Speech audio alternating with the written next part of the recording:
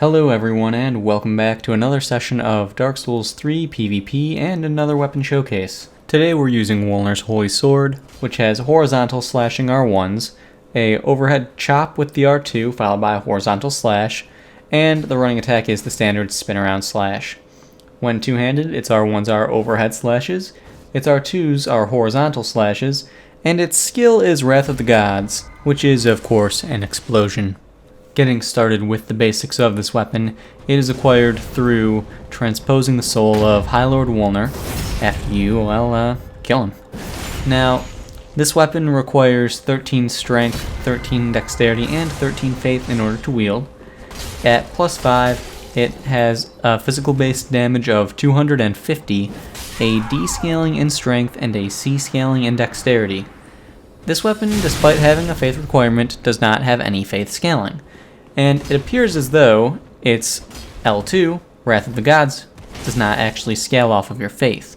The reason I say that is because while testing it myself, I didn't really notice any damage increase based on faith level. And with it as is, I was still able to hit over 900 damage on the skill. So, needless to say, if you can actually get that skill to hit, then you're good. The difficult part of that is, of course, actually getting the skill to hit. But more on that later. So, this weapon, it's got a few decent pros going for it, but in all honesty, it's nothing terribly special. The damage output on it is decent, don't get me wrong, but the moveset is average, and its skill leaves quite a bit to be desired. So, the pros of the weapon would without a doubt be the moveset. It's got a good moveset. It's just a standard greatsword moveset. It's styled just like the Bastard Sword is, and that's not a bad thing because it's a really good moveset. But there are a few things that it's got a few issues with. One of those being its hyper armor is severely lacking when one-handed. In fact, it's almost completely negligible when one-handed. When two-handed, you've got a decent amount, but overall, you really can't rely on it when one-handed because it just doesn't work well. Other cons of the weapon, I would say that it would definitely be a lot better if at least the L2 had some decent hyper armor or had perseverance on it as well as the attack, similar to Morn's Great Hammer in a way. If it had that, that would be ideal. However, it does not, and despite the rumors saying that when you put your sword in the ground on that L2, you become immune to damage, you don't take damage, that's not true. If it were, then there would definitely be some, merit to having it as is, but the way things stand, it's pretty much a useless attack unless you've got some really good timing or your opponent is stupid enough to stay close by while you're starting to glow. I've never had that happen. I've never actually been able to hit with that attack, unfortunately. It's just extremely difficult. So, it is what it is. Other cons of the weapon, you actually just saw it in this fight right here. It looked like I should have hit him. It looked like my sword went through his body. However, the hitboxes on the weapon, and this is true for a lot of greatswords, the hitboxes are actually shorter than the sword itself. So, needless to say, that's a slight bit of an issue, especially considering that it's already been proven that some longswords, some straight sword class weapons, actually have longer hitboxes than greatswords. But that's a rant for another time. Overall, though, the weapon, it's not bad. It's got a good moveset, it's got some good damage, and you can do some nice combos with it. However, the skill leaves quite a bit to be desired.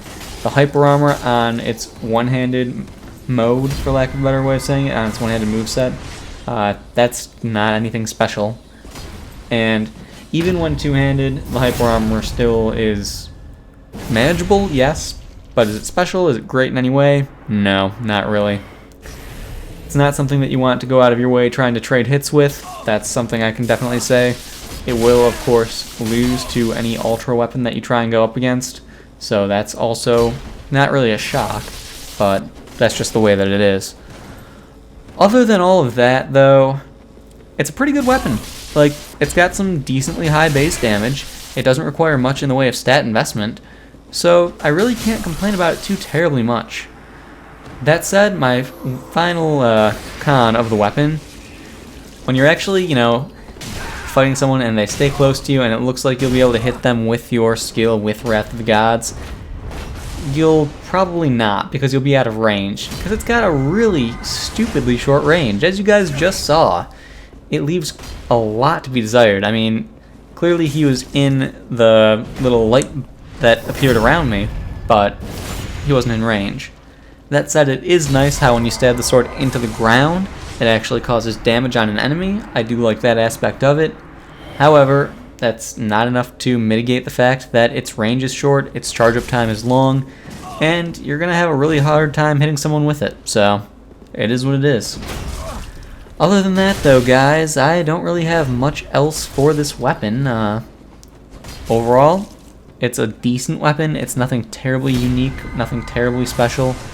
The damage is okay, the moveset is fantastic, the skill leaves a bit to be desired, and the hyper armor could be better. But hey, you can't have everything, I suppose. It is what it is. Either way though, guys, this is the final fight in the video. I hope you all enjoyed the video, found it helpful in one way or another. Please like, subscribe, and all of that good stuff, and I will see you guys next time.